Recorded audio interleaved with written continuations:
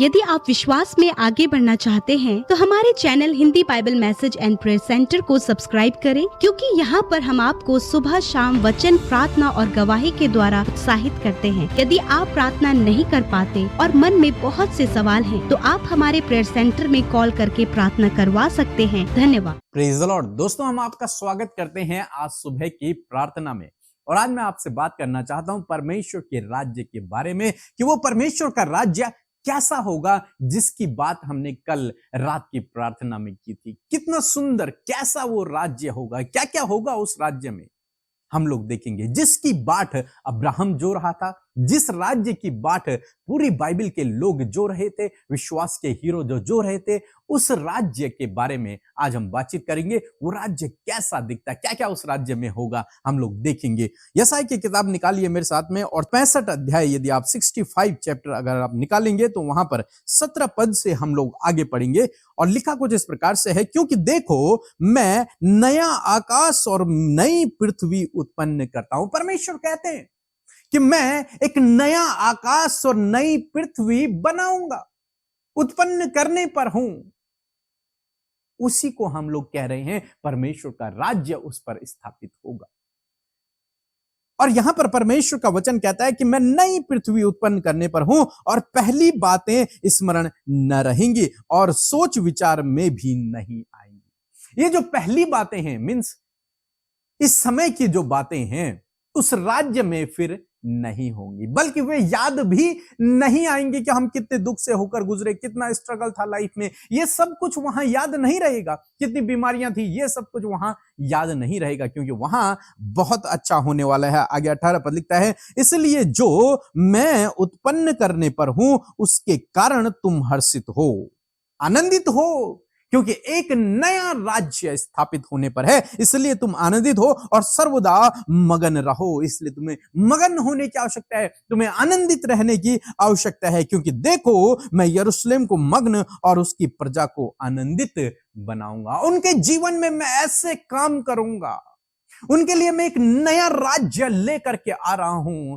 जिसके लिए वे आनंदित होंगे। मैं उनके जीवन को आनंद से भर दूंगा। 19 पद में लिखा है कि मैं आप यरूशलेम के कारण मग्न और अपनी प्रजा के हेतु हर्षित होऊंगा। परमेश्वर स्वयं कहते हैं मैं भी प्रसन्न होऊंगा उस दिन। और लिखता है उसमें फिर रोने व चिल्लाने का शब्द न सुनाई पड़ेगा। ऐसा राज्य जिसमें रोना नहीं होगा, जिसमें चिल्लाना नहीं होगा, जिसमें कोई पीड़ा नहीं होगी, जिसमें आनंद होगा, जिसमें शांति होगी। एक ऐसा राज्य जिसमें स्वयं परमेश्वर हमारा राजा होगा और हम उसकी प्रजा होंगे। ऐसा राज्य जहां पर इस संसार के समान दुख पीड़ाएं नहीं होंगी, बल्कि ये बातें हमें वहां याद भी नहीं रहेंगी, याद भी नहीं आएंगी, क्योंकि वहां इतना अच्छा, इतनी आशीषें, इतना अच्छे दिन होंगे कि बुरे दिन आदमी भूल जाएगा। जब कभी जीवन में खुशियां आती हैं तो हम पुराने दिनों को भूल जाते हैं, कैसे हमने स्ट्रगल किया, क्या जीवन में दुख रहे, उन सबको भूल जाते हैं इन खुशियों के कारण। ऐसे ही प्रभु आपके जीवन में करेगा।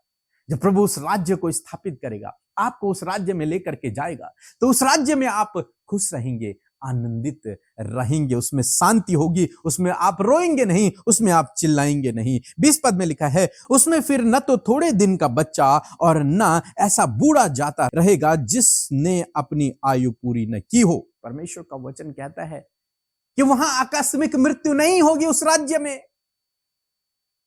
वहां मनुष्य अचानक नहीं मरेगा।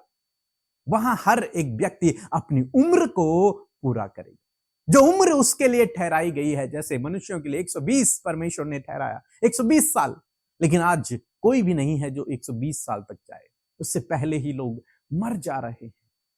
लेकिन यहां परमेश्वर का वचन कहता है कि मेरे राज्य में कोई भी अपनी उम्र को बिना पूरी किए नहीं मरेगा, वो अपनी उम्र को पूरा करेगा। ऐसे दिन परमेश्वर लेकर के आएगा। और लिखता है क्योंकि जो लड़कपन में मरने वाला है वह 100 वर्ष का होकर मरेगा, यानी कि वो अपनी उम्र को पूरा करेगा, लंबी उम्र वो जिएगा। 21 पद में लिखा है वे घर बनाकर उसमें बसेंगे, वे दाख की बारियां लगाकर उसका फल खाएंगे। परमेश्वर उन्हें फलवंत करेगा। 22 पद में लिखा है कि ऐसा नहीं होगा कि वे बनाएंगे और दूसरे बसेंगे, या वे लगाएंगे और दूसरा खाएगा। नहीं, ऐसा नहीं होगा, क्योंकि मेरी प्रजा की आयु वृक्षों की सी होगी और मेरे चुने हुए अपने कामों का पूरा फल उठाएंगे, पूरा लाभ उठाएंगे। मेरी जो प्रजा होगी, जिनका मैं राजा होऊंगा, उस प्रजा की जो आयु होगी वो वृक्षों के समान होगी। ऐसे ही वो बढ़ते चले जाएंगे और वो लोग अपने कामों का, अपने परिश्रम का पूरा पूरा लाभ उठाएंगे। ऐसा वो राज्य होगा। और उस राज्य में आप मृत्यु के बाद नहीं, मैं आपसे कहूंगा कि आप आज ही उस राज्य में प्रवेश कर सकते हैं और ये बेनिफिट्स आप आज से ही उठाना चालू कर सकते हैं। आपके जीवन में ये बेनिफिट्स जिनके बारे में हम अभी पढ़ रहे हैं, इन फायदों के बारे में, परमेश्वर के राज्य में प्रवेश करने के ये फायदे, आप इनका लाभ आज से ही अपने जीवन में उठा सकते हैं। आपको परमेश्वर आपके कामों का प्रतिफल देगा, आपको परमेश्वर वृक्षों के समान आगे बढ़ाएगा, आपकी उम्र को परमेश्वर लंबा करेगा। और 23 पद में लिखा है उनका परिश्रम व्यर्थ न होगा। जो काम वो कर रहे हैं, जो परिश्रम वो कर रहे हैं, वो व्यर्थ ना होगा, ना उनके बालक घबराहट के लिए उत्पन्न होंगे, क्योंकि वे यहोवा के धन्य लोगों का वंश ठहरेंगे और उनके बाल बच्चे उनसे अलग ना होंगे। आपके बच्चे परमेश्वर के वंश ठहरेंगे, आप उसकी प्रजा ठहरेंगे। 24 पद लिखा है कि उनके पुकारने से पहले ही मैं उनको उत्तर दूंगा और उनके मांगते ही मैं उनकी सुन लूंगा। जब आप परमेश्वर के राज्य में प्रवेश करते हैं और जब आप इस राज्य में प्रवेश करते हैं तो परमेश्वर वादा करता है कि उनके पुकारते ही मैं उनकी सुन लूंगा, मैं उसी समय उनकी प्रार्थना को सुन लूंगा और उनके मांगते ही मैं उनको उत्तर दे दूंगा। उसी समय सुन लूंगा और उसी समय उत्तर दे दूंगा। परंतु यह सब कब होगा? जब आप उसके राज्य में होंगे, जब आप परमेश्वर के राज्य में होंगे, तब यह सब आपके जीवन में होगा। और एक सुंदर बात 25 पद में लिखा है कि भेड़िया और मेमना एक संग चरा करेंगे। भेड़िया और मेमना एक संग नहीं रह सकते, क्योंकि भेड़िया उसे खा देगा। लेकिन परमेश्वर के राज्य में ऐसा नहीं होगा। कोई भी भेड़िया मेमने को नहीं खाया करेगा और सिंह बैल की नाई भूसा खाएगा।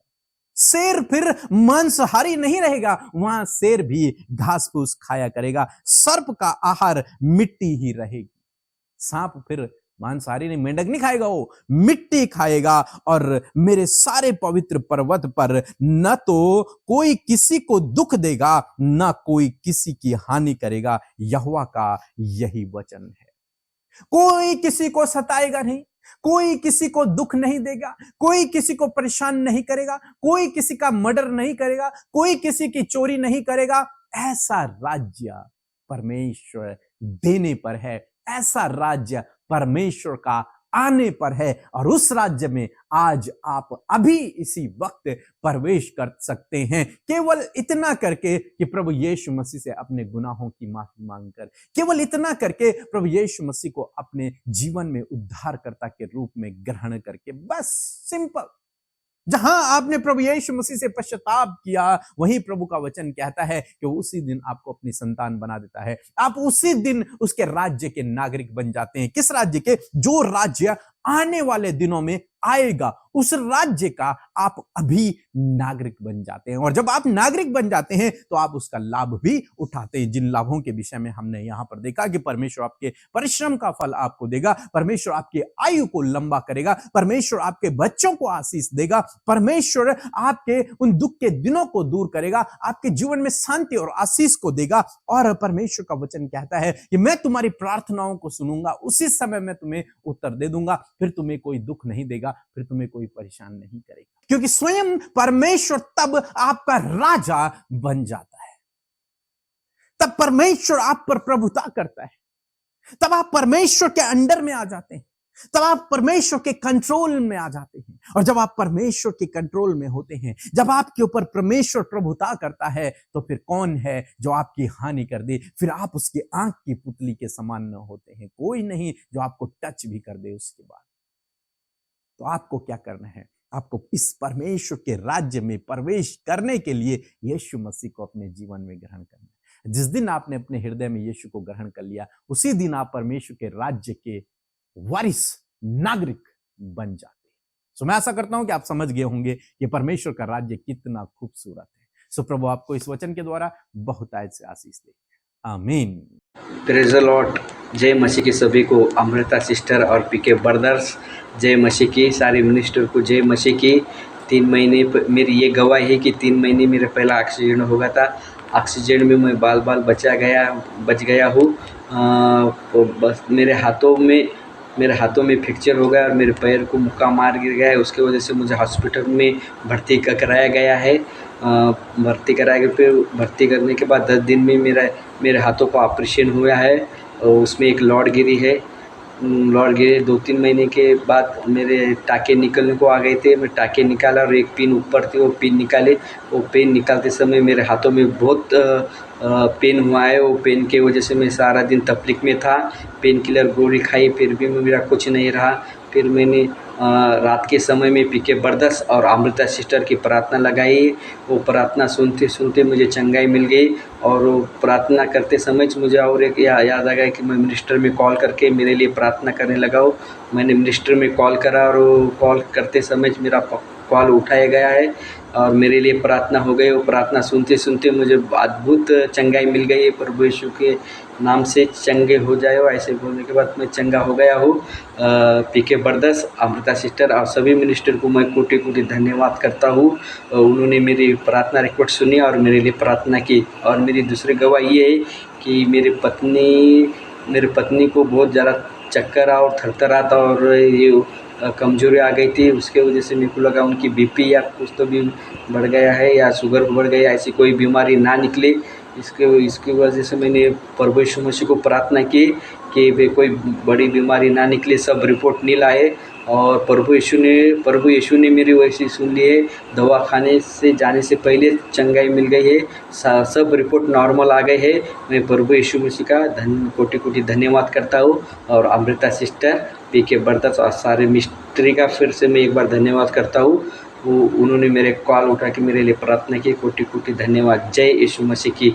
प्रभु यीशु मसीह उनके मिनिस्टर को खूब बढ़ाए। आमीन। आप सबको जय मसीह की। परमेश्वर का धन्यवाद देते हैं आज की सुंदर सी सुबह के लिए।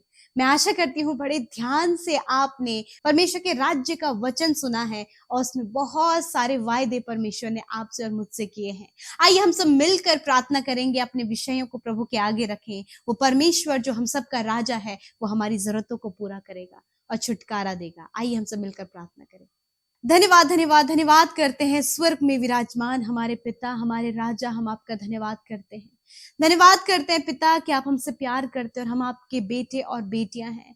जितने लोगों ने प्रभु यीशु मसीह आपके नाम पर विश्वास करके अपने जीवन का प्रभु आपको बनाया है पिता, उन सबको प्रभु यीशु मसीह आपने अपनी संतान होने का अधिकार दिया, अपने राज्य का नागरिक बनाया प्रभु। और मैं धन्यवाद देती हूँ, हम सब वो सौभाग्यशाली लोग हैं परमेश्वर पिता, जो पिता तेरे राज्य के नागरिक है मेरे खुदावन। हर एक जन प्रभु जो आज की सुंदर सुबह में हमारे साथ प्रार्थना में शामिल है प्रभु, जब इन्होंने अपने जीवन का प्रभु आपको बनाया है खुदावन, तो आज से परमेश्वर प्रभु ये तेरे राज्य के नागरिक है खुदावन। मैं धन्यवाद करती हूँ। We all are the citizen of heaven Lord Father. Thank you Jesus. We are the citizen of kingdom Lord Father, Lord Jesus. We praise you in this morning Father. Thank you Jesus, thank you Father. धन्यवाद करते पिता, रात भर अपने अच्छी नींद से सुलाया प्रभु जी। रात भर प्रभु तूने आग की सहरपना बनकर हम सबको सुरक्षित रखा खुदावन, हम सबके परिवारों को सुरक्षित रखा और आज सब हम जीवित रहकर प्रभु तेरी महिमा को करने पा रहे हैं।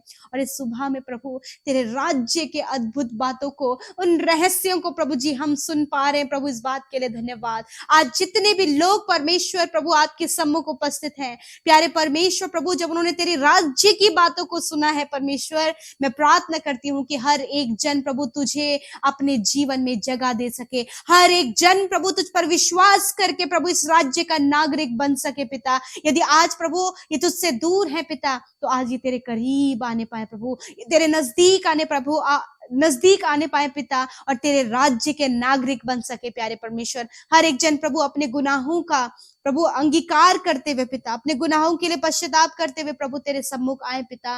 और तूने कहा है कि मैं तुम्हारे अधर्म के कामों को क्षमा करने में विश्वास योग्य और धर्मी हूँ। जिस किसी ने परमेश्वर पिता अपने गुनाहों का अंगीकार आपके सम्मुख किया पिता, आपने उन्हें माफ किया। आपका धन्यवाद, विशेष रूप से धन्यवाद ही है आज के सुंदर वचन के लिए पिता।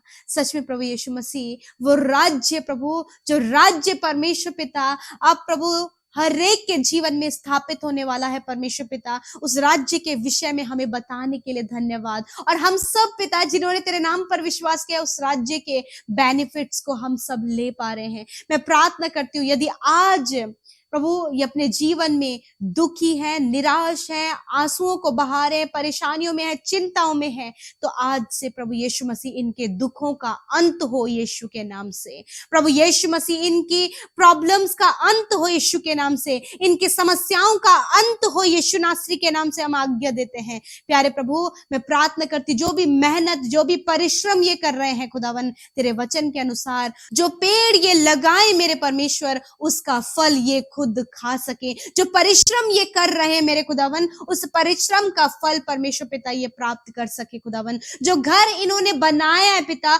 उस घर का आनंद प्रभु ये लेने पाए पिता। इनके वंश पिता परमेश्वर कोई भी परमेश्वर पिता घबराहट, डर, एंजाइटी, प्रॉब्लम्स में न जीने पाए, वरन प्रभु तूने प्रभु हर एक के लिए पिता प्रभु आशीष रखिए पिता।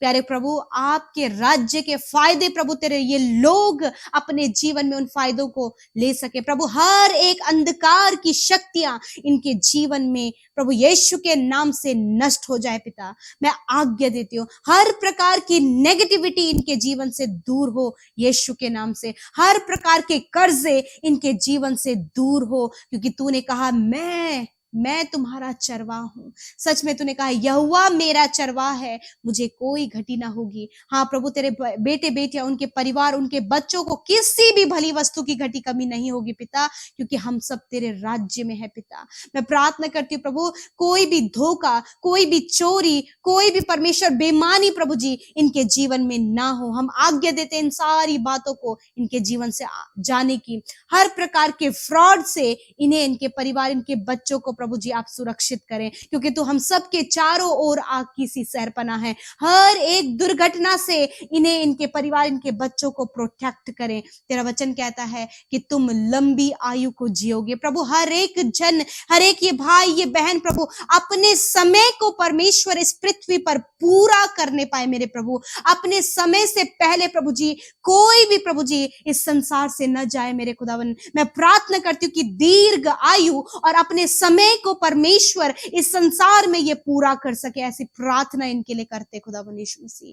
Thank you Jesus. हर एक वो बीमारी, हर एक वो रोग, हर एक वो तकलीफ, घाव, चोट, कमजोरी, मैं आज्ञा देती हूँ छोटे बच्चों के, नौजवानों और बुजुर्गों के शरीर से जाओ यीशु के नाम से। जो आज डिप्रेस है पिता, यीशु के नाम से डिप्रेशन को आज्ञा देते हैं, जाओ यीशु के नाम से पिता। धन्यवाद तूने इनके शरीर के एक एक अंग को चंगा किया। धन्यवाद उन भाई बहनों को जो डिप्रेशन में है प्रभु, शराब की बुरी लतों में है, हर प्रकार के नशीले पदार्थों के सेवन में पड़े हैं प्रभु यीशु के नाम से उनके लिए छुटकारे को बोलते हैं, क्योंकि प्रभु तेरे पास तेरे लोगों के लिए छुटकारा है। और धन्यवाद ये तेरे राज्य के फायदे हैं प्रभु। जब तू छुटकारा, चंगाई और प्रभु अपने लोगों को समृद्ध करता है, ये तेरे राज्य के फायदे हैं। और प्रभु हम इस बात के लिए कॉन्फिडेंट हैं, हम इस बात के लिए परमेश्वर पिता प्रभु जी, प्रभु बहुत ही ज्यादा परमेश्वर इस बात के लिए हमें दृढ़ निश्चय है पिता कि हम तेरी भलाइयों को अपने जीवन में देखेंगे। ये भाई, ये बहन पिता आज इस बात की घोषणा करने पाए कि प्रभु मैं, मेरा परिवार, मेरे बच्चे प्रभु तेरे भलाई को अपने जीवन भर